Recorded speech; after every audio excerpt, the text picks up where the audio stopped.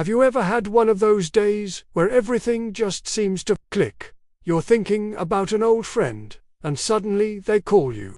You see the same number sequence everywhere you go. 11:11 on the clock, on a license plate, on a receipt. Or maybe you keep hearing the same song over and over, and the lyrics feel like they were written just for you.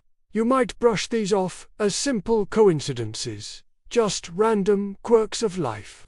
But what if I told you they're not random at all? What if these coincidences are actually carefully crafted messages from the universe, designed specifically for you? It's a fascinating thought, isn't it? That the vast, silent cosmos is trying to communicate with you, guide you, and let you know you're on the right path. Stay with me, because today we're going to decode these cosmic whispers. We're going to explore how to tune into the universe's frequency and understand the signs it's sending you every single day. This isn't just about wishful thinking. It's about shifting your perception to see the magic that's already all around you. So, where do we start? Let's begin with something solid, something you can really wrap your head around. Science. It might sound strange to bring quantum physics into a conversation about universe signs, but the connection is mind-blowing. One of the most fundamental principles of quantum physics is the observer effect. In simple terms, it states that the very act of observing something changes what is being observed. At a subatomic level, particles exist in a state of all possibilities, a wave of potential, until they are measured or observed. Once observed, that wave collapses into a single, definite reality. Now, think about what that means for your life. If observation shapes reality on a quantum level, what does your focus, your awareness, and your intention do to the world around you? It means your thoughts aren't just passive daydreams floating in your head. They are active, creative forces. When you consistently focus on something, whether it's a goal, a desire, or a question you need an answer to, you are actively participating in the creation of your reality. You are, in essence, telling the universe what to show you. Your attention acts like a spotlight, illuminating the possibilities that align with your thoughts. So, when you start looking for signs, when you set the intention to receive guidance, you are quite literally changing your reality to make those signs visible. You're not making them up. You're collapsing the wave of infinite possibilities into a reality where the guidance you seek can appear. This isn't magic in the fairy tale sense. It's the fundamental physics of our universe at work. Your consciousness is a powerful tool, actively co-creating your experience, moment by moment. This idea of seeking and receiving guidance isn't new. It's a timeless piece of wisdom found in spiritual texts across the globe. Take, for example, a famous verse from the Bible. In Matthew 7:7, it says, "Ask, and it will be given to you. Seek, and you will find.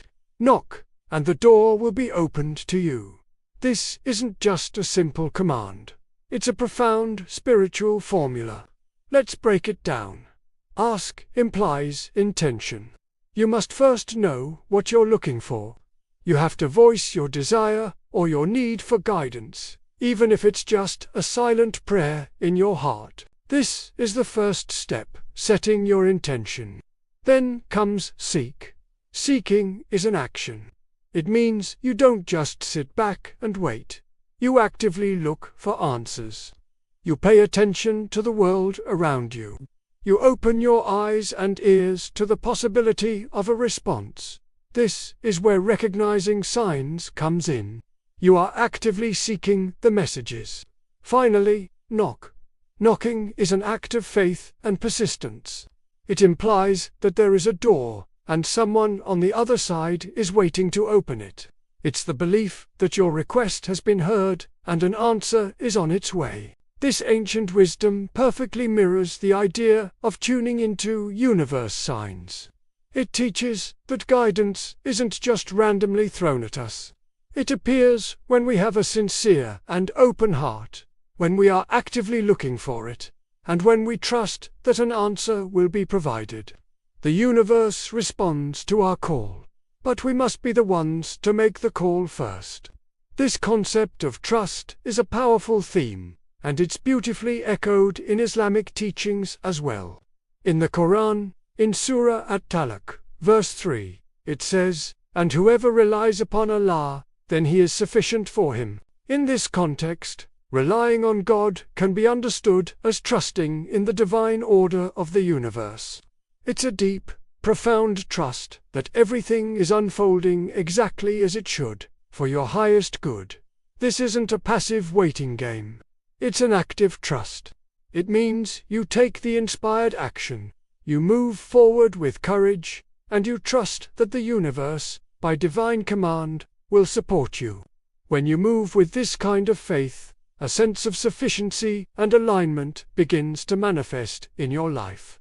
You stop forcing things. You stop trying to control every single outcome. Instead, you learn to flow with the currents of life, trusting that they are guiding you to your destination.